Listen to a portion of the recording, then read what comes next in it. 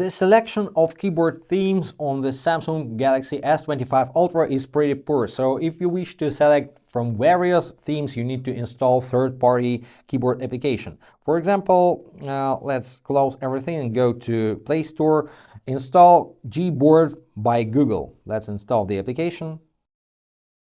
Once installed, go to Settings. So if you don't have the settings icon on your home screen, just swipe up from the bottom and find the settings icon. Then go to General Management. Over here, go to Keyboard List and Default. Activate Gboard. Tap on OK here. Then go to Default Keyboard. Set Gboard as default.